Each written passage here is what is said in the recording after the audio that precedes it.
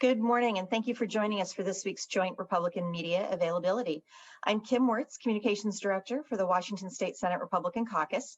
Participating today, we have Senator John Braun, Senate Republican Leader, Senator Shelly Short, Senate Republican Floor Leader, Senator Curtis King, Ranking Republican on the Senate Transportation Committee, Representative J.T. Wilcox, House Republican Leader, Representative Gina Mossbrucker, House Republican Vice Caucus Chair, Representative Andrew Barkis, Ranking Republican on the House Transportation Committee.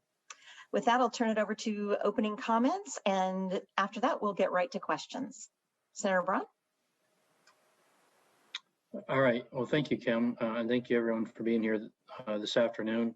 I'll just make a couple quick comments. We continue to be focused on finding ways to reopen safely. A lot of interest in how do we get our children back in-person school around the state. We've had some districts that have led on this and are really doing a good job both keeping the children and the staff safe, but also getting back to in-person school and preventing additional loss of learning. So good job to them, but we need to do a better job across the state. We've seen a lot of public support for this, both in just comments, but also in the testimony for Senate Bill 5039 37 last Monday.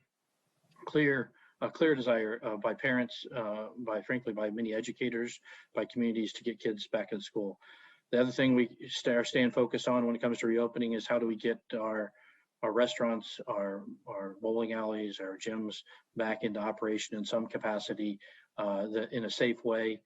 We had a great hearing on Wednesday for Senate Bill 5114, tremendous turnout from the public and from folks in those industries that are worried about maintaining their livelihoods and their future under the current restrictions. So we're making progress. We continue to try to be the voice of the people on these issues to the governor to try to get to some change. The last thing I would mention and it kind of goes along with these as we work through the restrictions in this session, the virtual aspects of the session, we continue to have some concerns and some learning curve when it comes to transparency and access. As I mentioned, we had a ton of folks who wanted to express their opinions on those two bills last week and other bills, and the response we got from the chairs was in some cases disappointing. We had folks cut off oftentimes in mid-sentence, limited to 1 minute, and then just abruptly cut off. Legislative members were not allowed to ask questions, which has been historically allowed. And what we got the feeling is that the majority is using the committee hearing more as a check in the box than as a real push to hear from the public their concerns and their preferences when it comes to public policy. And that's both wrong and not necessary. We do have some examples of chairs doing the right thing. They still have to manage the clock. That's not a partisan issue, but they've done it in a way that allow folks to finish their comments, to be respectful, and to allow questions, reasonable questions from members as we try to better understand concerns or support brought before us. So those are the things we're leading on. Other things we're paying pretty close attention to would be the continued rollout of new taxes, inventive ways to put more pressure on an already fragile economy. And then how are we doing on vaccines? And not really in the legislative purview, but we sure hear a lot from our constituents about the challenges they're having getting vaccines around the state. And we've suggested alternatives and how this can be better. We pointed out where areas of the state, like up in Clallam County, where they're doing a great job working with the tribes, getting vaccines out in a timely and efficient way. So those are the top issues from my perspective. Look forward to some great questions. I'll turn it over to GT.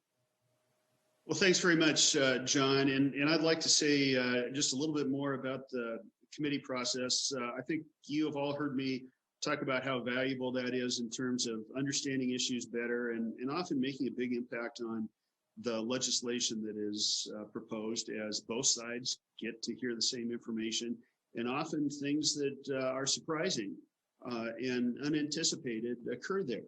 And if you don't take that process seriously by allowing some two-way communications, questions from members of both parties, for example, an interaction with people that are testifying, then I think you lose the value of those public hearings. And it's critical that we not do that. There was a lot of lip service paid earlier to how limited the bills were going to be this year, both in terms of quantity and in terms of subject. And the point of doing that, I thought, was to do a very thorough job of investigating the bills. This isn't just to implement the agenda of the majority. This is actually to hear from the people of Washington and then do a thorough job of vetting bills so that we have great results. And we would urge the chairman of the majority parties to do this, because we know how to do it. We've done it well for many, many years. We're also interested in the reopening bills in the House. None of them, I don't think, have been scheduled for a hearing. I thought that although the conduct of the hearing was disappointing in the Senate, the content was good, and I believe over 1,500 people signed in. And I would like some of those that were unable to speak at the Senate to be heard in the House. So I hope that that will be heard. I believe it was assigned to the Health Committee, Healthcare Committee. A couple of other things we've got going. There is going to be a hearing soon on the early action bill. You've heard us talk for months about how we'd like to be in town and doing that. And I think the fact that the majority is calling it an early action bill endorses the idea that the sooner we could have done it, the better it would be. I know that the first bill that was dropped along those lines was the Stokesbury bill that we talked to you about last week. He's going bigger than the Democratic bill is. And I think we've got big problems, and it makes sense to attack a small number of issues with a large amount of spending. And I would encourage the majority to think hard about the proposals that Representative Stokesbury promoted.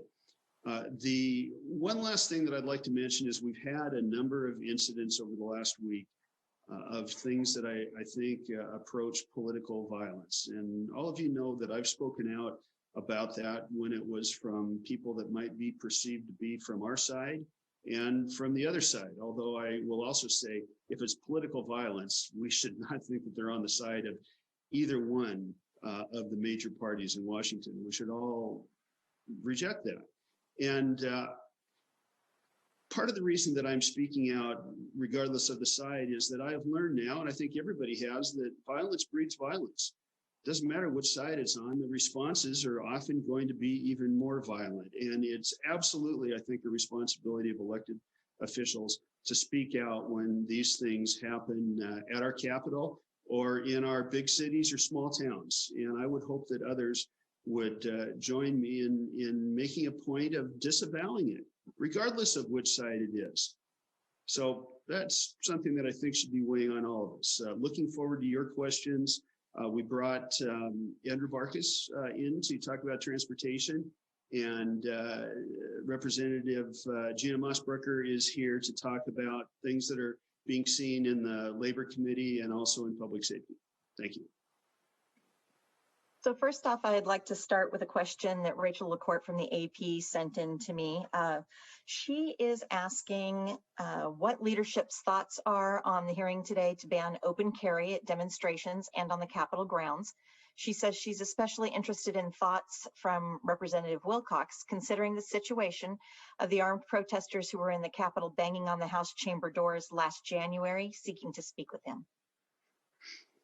Okay, well, I'll start off with that one. I did a little bit of research on this morning because I wanted to know what was legal and what was not legal. First of all, in 11 years here, or going on 11, I've seen probably 10 years of very well-conducted and peaceful rallies from law-abiding gun owners, some of whom were openly carrying. And I don't think that there was a lot of people that felt threatened in those cases. I can also tell you that it is illegal to aim a weapon at anybody, and it's also illegal to threaten people with a weapon. And I believe that those are great laws, and we should enforce those without exceptions. Law-abiding people that have the right to carry openly, whether they're out in front of my door or not. If they are not threatening, if they're not pointing those in a threatening way, I'm okay with it. And I would just like to add something. I've looked at the Senate bill, and I would echo Representative Wilcox's comments. The bill goes much further than just banning open carry in and around the Capitol. It does not allow you to have your weapon in your car. It also defines public places as any general public place for business, entertainment, sidewalks, and the like. This bill conveys something in writing that is much different than what it purports to. The significance of that is that there would be a ban in many different areas, not just in the Capitol. And I think we need to address that in the bill.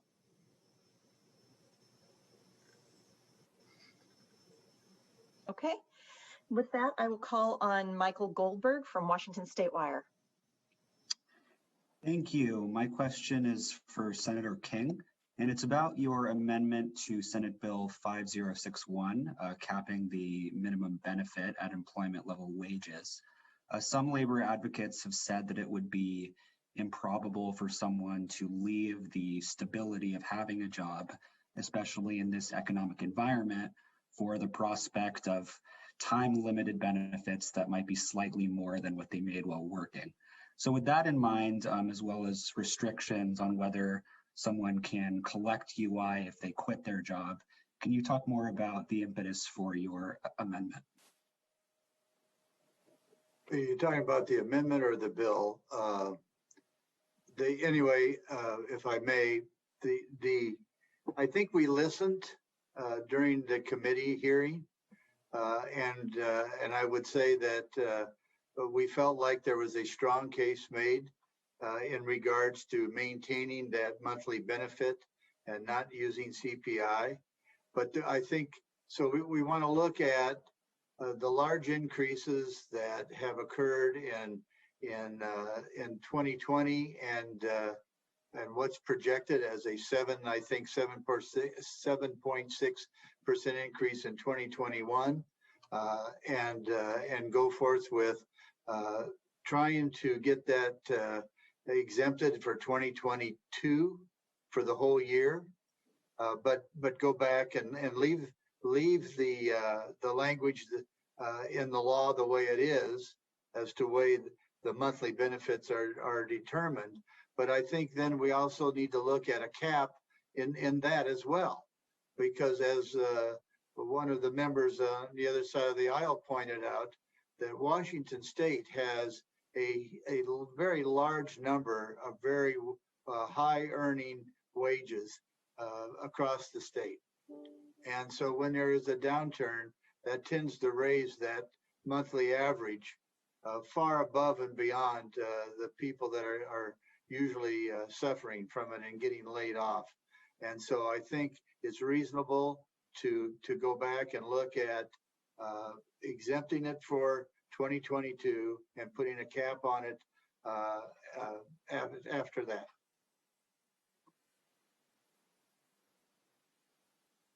Okay. Did you have a follow-up question, Michael?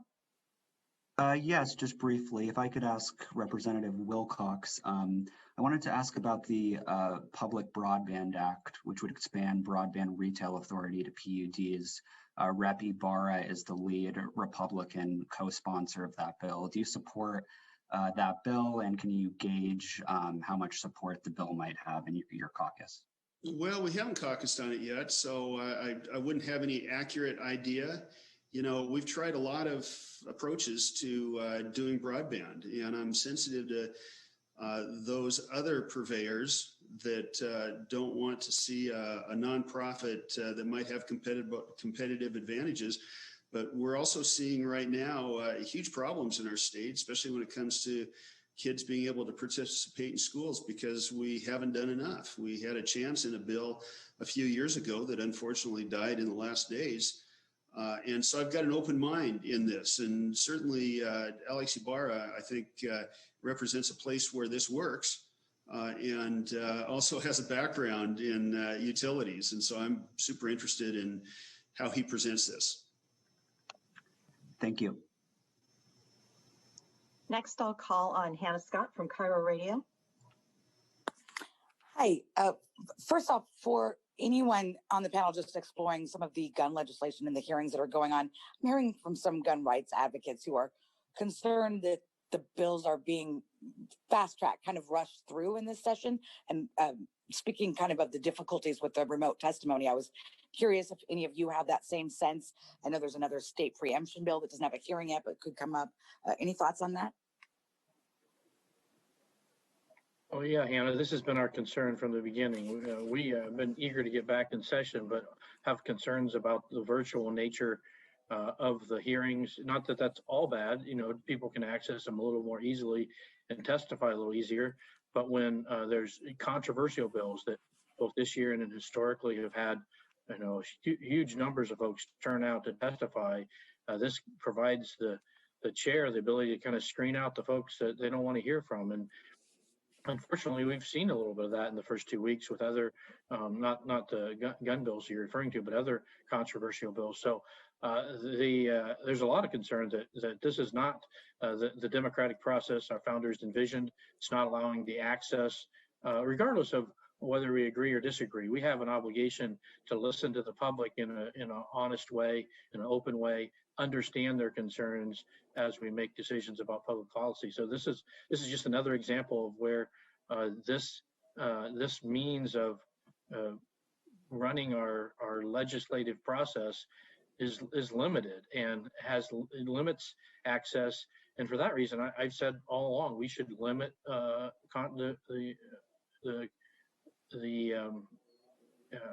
our willingness to hear controversial bills, or at least to pass on controversial bills. This is not an issue that is immediate based on our pandemic situation or our economic situation. This can wait until later in the year or next year, even, when we can have a regular session and people can have full in-person access. Well, and Hannah, this is Senator Short. Just to add to that, we've had several bills in my committees that fit that description. Just of the larger bills, tremendous testimony, and with it being the virtual nature, those hearings can very easily be continued to another hearing day to continue that testimony. So they're not limited to a minute and being cut off. At the end of that, we favor, and so did our founders, a very deliberative process of investigation and questions, back and forth, both to each other and to people testifying. And so, it's different if you're in person and you have to continue a hearing. That's a little bit more difficult for people coming in. But if it's virtual, there shouldn't be any doubt that we can continue those large hearings and make sure people can have their say. Thank you, Hannah. I'll add to that too. And 3 committees that I have, we're running into that and we're extremely frustrated. We promised people the ability to testify in the House for the first time, and they were extremely excited about that. They could safely testify from their home. And now we're getting numerous complaints that they weren't able to testify after all. So extremely frustrated. We're trying to figure out ways to slow down the process. As you heard from my esteemed colleagues, these bills are really large, comprehensive bills that are going to take a lot more time to dive into and to understand. And without the ability of my committee members to ask questions and interact to make decisions as to the vote on these really important issues, and not time for the people testifying who really care about these issues, it's extremely frustrating. So thank you for the question. Hannah, the only thing I would add too, and I think the word is disconnect. There is a big disconnect right now in this process, and in the ability for us to really hear from those who are testifying. We just had a housing bill come through this morning. The chair did a good job running the meeting. I will give him that. But when you're cutting people off midstream and talking to stakeholders and even my colleagues on the panel not being able to reach or discuss things midstream as we're going through the committee process is very concerning, especially with these huge policy issues that are being presented.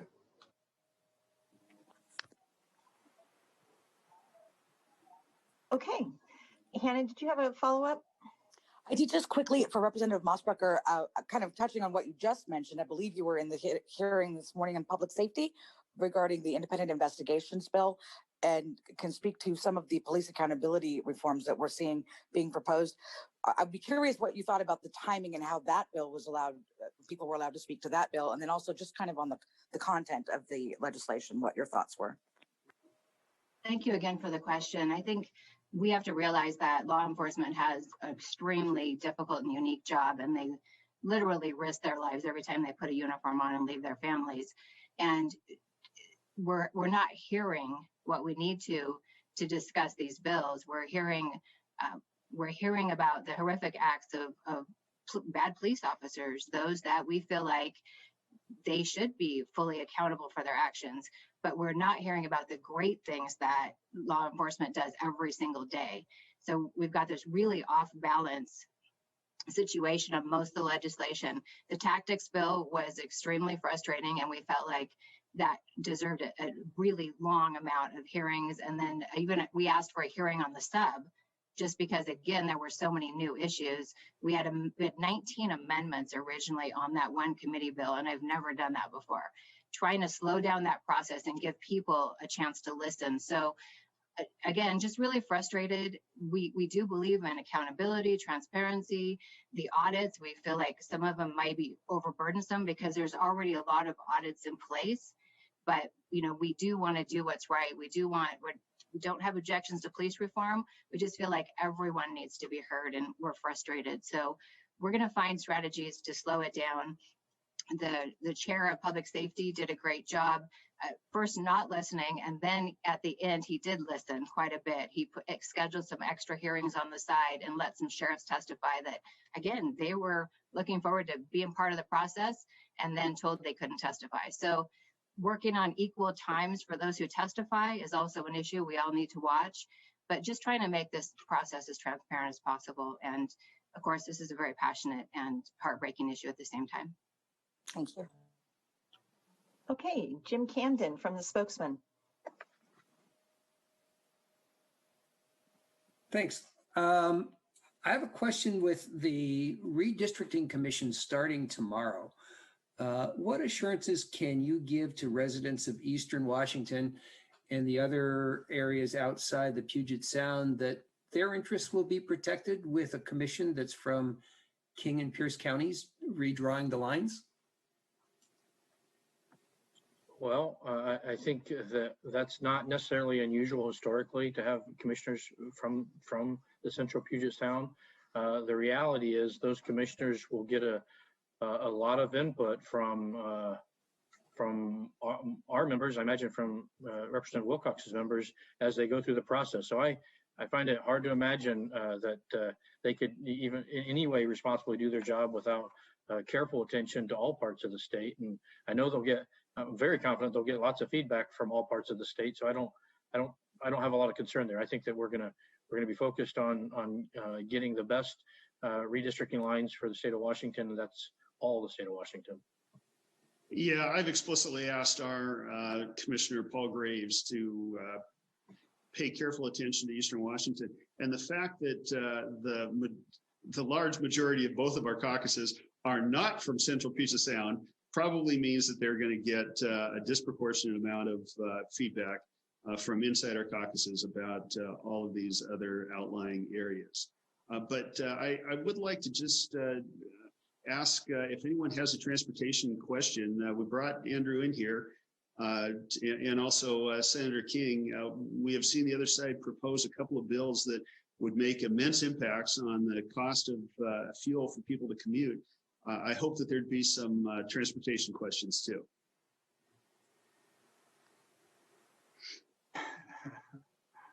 Okay. Jim, did you have a follow-up question? I do not, and I do not currently have a transportation question. Okay, thank you. Jerry Cornfield with the Everett Herald. Well, I have a transportation question, but it'll be my follow-up. Because I did want to get leadership. The House is acting on bills this week related to COVID. There's a waiver bill, high school graduation waiver bill in the House, actually maybe today or tomorrow. And I think there's some Republican opposition. So I was hoping you'd talk about that. The Republican concerns about the 5061 and employment insurance bill. what those are. And I know you've talked about Representative Stokesbury's COVID package, but 1368 is getting its first hearing. That's fast track, $2 billion. What are the concerns there? Okay, a lot of topics there. First of all, I don't have an opinion yet on the educational waiver bill. I would defer to Representative Mossbrucker on the employment bill. And so why don't you do that one, Gina? So will you clarify which bill you're talking about? Is it a House or Senate bill? And I don't know that we've seen it yet unless it has a companion. So we have a lot of labor bills there that are very challenging, so I'm not sure which one. The main one, the UI bill 5061, I'm not sure the companion number. The Senate plans to move it off the floor tomorrow, and then it'll be in the House. Okay, sorry about that. I misunderstood. Yeah, Senator King has been our lead for that, so I think he could speak to 5061. I haven't seen it yet, but I'm happy to comment when I do. Well, I don't know what I don't know what you'd like me to tell you about that bill, but it's an effort to try and soften the blow on businesses that have been doing their best just to stay alive over the last 10 or 11 months. My opinion is that it doesn't go far enough, but we got to pass it. I mean, it's at this point, it's the best we can do, or at least it seems to be. There have been a lot of people working on it. I think we have an agreement.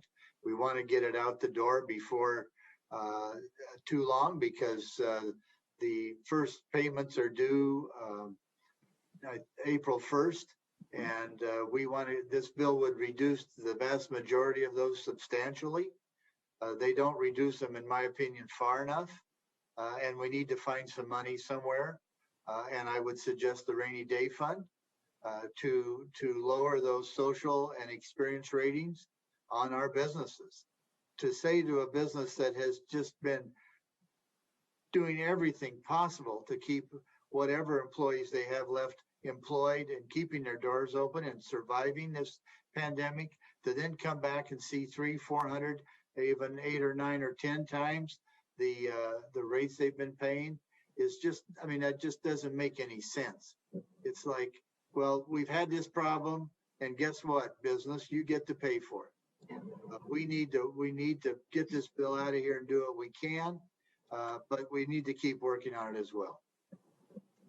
Yeah, and I would say broadly that what's being talked about is the early action package. It includes the UI bill, it includes some funding bills, both out from the federal stimulus package and from the rainy day fund, the BSA. It also includes the exemption on B&O tax on the PPP federal loans, waiver of liquor license fees for 2021, and K-12 graduation waiver bill. As Curtis said, and others have mentioned, these are not all exactly how we would solve the problem, but we do understand that these are urgent matters that we need to deal with safely or soon.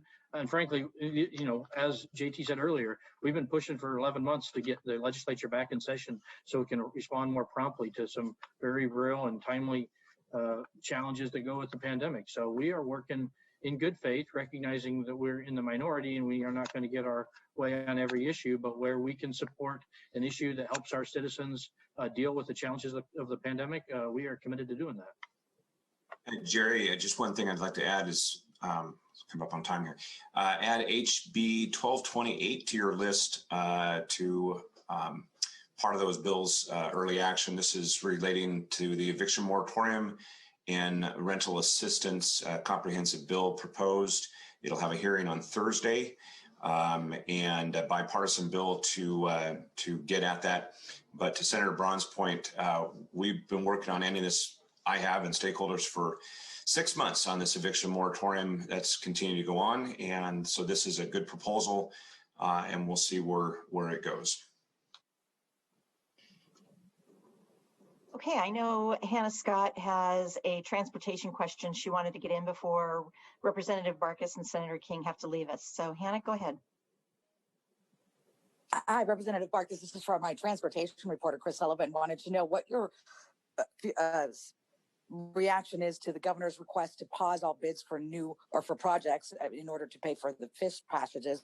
And then your other sorry, 1 second. Thoughts on the 33%, the 33% gas tax? I am opposed to both. Let's just put it that way. The governor's proposal, once again, just like he did last year with the I-976 issue, pausing critical projects. This time he goes a little bit further to redirect those funds to be able to handle his priorities in the budget, which I don't think will line up with what the chair and I are working on, and probably what the Senate will be doing the same thing. Just started budget cabinet this week, going through there. But I think at this time, we need to really be looking at our priorities of where we're going to put the dollars. We do have a responsibility on the fish culvert issue, but we have another 9 years to deal with that issue. So stopping these projects midstream is the wrong thing. The gas tax proposal, we haven't seen a bill yet on it, so we don't have a lot of the details, but what has been proposed, again, timing, in the midst of this COVID crisis, to propose an 18-cent gas tax plus all the additional fees, it could be an additional $1 to our gas, is just not the right path to do. We're going to be taking a look at it much clearer in the budget process, Senator King, myself, over the next period of time. Jerry, my apologies. I don't think you got a chance to ask your transportation follow-up question. Well, no, I think Hannah touched on the same issues. I'd be interested in Senator King, because the Forward Washington plan will be in front of the Senate Transportation on Thursday. I'm not sure what's in it, but we know what past years was a gas tax increase, carbon fee, and the pausing of projects. Most of the pauses were on west side of the state, but maybe you have thoughts on that policy. Well, I'm not sure that Senator Hobbs has a pause in projects. He may have a gas tax increase. I'm not sure. I'm anxious to see what he has. Why the governor chose to pause these projects is beyond me. These are vital projects, all that need to be completed, and yet this is the second time that he's put a pause on these projects so he can fund what he deems is the most needed. And I would tell you, it isn't just culverts that he put that money into. It's all electric buses, and 15 million for this, 15 million for other environmentally, what he calls his environmental package. And I mean, he spends money like he has it. And of course, where does he take it out of? He takes it out of our highway projects. So I think that it's not going to be well received in the Senate, but we'll see. I would tell you, in speaking for Senator Hobbs, that 3 of those projects happen to be in Snohomish County. 3 out of the 9. I find that interesting. I'll just leave it at that. Hey, Jerry, let me add to something and tie that to something much bigger. We've talked about emergency orders in the past. It is absolutely the responsibility of the majorities that are in charge of our legislative branch to stand up for the separation of power and to stand up for the authority of the legislative branch. And they cannot roll over and allow this kind of thing to go on over and over and over again, or it actually threatens the way that, we govern ourselves in Washington. And I would hope to hear from them along those lines. Okay, next I'll call on Jeff Pajola, and if I've mispronounced your name, my apologies. Oh, I'm used to the mispronunciation. There's any number of ways you can pronounce it, but that's quite all right.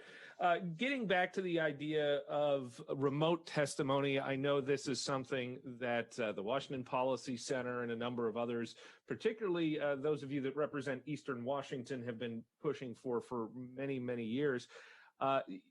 Granted, I don't have the hard numbers, but it appears we're seeing a lot more people testify to the various bills than we have in the past, just because that this is an option. So what's really the downside to this? Jeff, this is Senator Short. It's amazing to see so many people now have access to testify. in hearings. But it's, as Senator Braun said earlier, it's got to be more than just a check the box kind of thing. You know, and again, if you have tremendous participation, you should be able to continue those hearings so that we fully hear what people have to say. And so I think it's amazing that they have the ability to do that. We just need to follow through and continue the deliberative process, you know, in this environment. And, you know, in some cases that's not being done. Yeah, and Jeff, I would just add, I think the facts would bear out that there aren't more people testifying. There are more people signing in to testify, especially for controversial bills, than we may have seen, although I'm not even sure of that. If you compare some of these bills from last week that were very either controversial or very strongly supported, that's not inconsistent with stuff in Olympia, but not very many people being allowed to testify, and that's based on time limits and chairs not willing to spend the time to give them a chance to talk. So absolutely a fan of remote testimony. We have been working on this for a number of years, led by the Senate Republicans several years ago. But it doesn't mean anything if they don't actually get to speak and be heard. And to the extent there needs to be questions, there needs to be time for that. So we should continue. And I'm hopeful, I guess I would say also, that as we learn, you know, from the stumbles of the first few weeks, we adjust. The chairs adjust, and they give folks an adequate amount of time to not just sign in and put their name on a sheet, but to share their thoughts on individual ideas. Jeff, did you have a follow-up? Yeah, I would say that there's time limits on everything. Even when there's testimony in person in Olympia, there were limits to how much people could speak, how many people could sign up. Because if you just take testimony beyond, you know, over and over again, you're not going to get anything done. And I think everyone who's sitting on this Zoom call has sat through plenty of public testimony in their lifetimes. I guess the response or the follow-up question would be, where do you draw the line? What's the limit? Hey, Jeff, there's another way of managing this, and I'm sure that you interviewed leaders from the majorities in both chambers that talked about how they were going to limit the focus of the bills that were going to be heard this year because they knew that we're using a new system. And I can think of an awful lot of bills that are getting hearings, I think, including the state dinosaur and gun bills that were not part of that list. And so if you want to do a thoughtful job, take a lot of testimony, allow a process where people can interact, then you should hear less bills. Yeah, I'd also add, go ahead. Nope, go ahead, John. I would just add that it's not, you know, there are folks doing a good job, you know, and yes, there's time limits. There have to be time limits to manage the time. Chairs are responsible for that, but it also allows the ranking sitting next to them in person to say, hey, you're missing this, or you're being imbalanced. They get immediate feedback. That feedback doesn't exist in the current system. And then the idea of just muting people in the middle of a sentence, that doesn't happen in Olympia and in person. And we've seen Senator Peterson, by all accounts, did a very nice job in a recent hearing in Law and Justice in the Senate, where he didn't just cut people off. He thoughtfully told them that their time was getting close. He allowed them to finish their thought in a respectful way. And in other hearings, we've just seen the mute button come into place, and really, it's really just disrespectful to the public. So certainly there are challenges. We recognize that, and we're working to make them better. But whether it's limiting the number of bills or thoughtfully engaging with the public as they testify, allowing questions, extending the hearing, there's a lot of things that can and are not being done to make this remote world we're living in much better and much more democratic. Well, Jeff, I've attended many hearings where the chair has actually graciously continued, you know, to take testimony, and some of us have sat with the chair so that people who came in person could testify on a bill. But you don't have that same, you know, that same thing happening in a virtual environment. You know, they take as many people as they can, they limit their testimony, and then the rest of the people who do want to testify never get a chance to. So I think there are things we've done to manage the time respectfully, and there are chairs that are doing a good job. But there are some where, again, I go back to just that check in the box.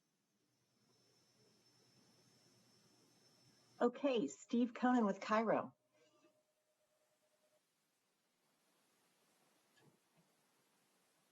Steve? Okay, we'll move on. Dax McCoy with Kima TV. Yeah, I have a question for anyone in the Senate. So Senator Braun or Senator Short, if you want to answer this. It's about Senate Bill 5212 about the sports gambling bill. I'm just curious, where are we on that? And what's the support looking like? Yeah, I don't think, to my knowledge, that bill has gotten a hearing yet. I know there's a few members in my caucus, our caucus, that have signed onto the bill. This is an issue that is somewhat controversial. I don't think it's necessarily partisan, and it follows on the larger tribal gambling bill that happened last year. Frankly, I don't know that, as we talked earlier, there's certain things that are priorities for this year as we deal with the pandemic and the associated challenges. I'm not sure that this bill rises to that level of urgency, but and so far, to my knowledge, it hasn't been heard. I don't know where it goes from there, but I can say that there's differences of opinion, respectful differences of opinion within my caucus, and that's exactly as it should be. Well, as we were brought up that it was, from previous reporting that we'd seen, it was supposed to happen like sometime in the springtime, if I remember correctly, but it sounds like that may not be the case now since you said there's other priorities. Well, just understand, we are in the minority. We don't get to decide which bills come up and which bills move forward. We may be able to affect the timing, but we don't get to decide which one. So, but my observation is I don't think it may not make the cut in this session. Okay, thank you. Thank you for your questions, senators and representatives. Do you have any closing comments before we finish today? No? Thank you. Thank you, everybody. Thank you very much. Thank you.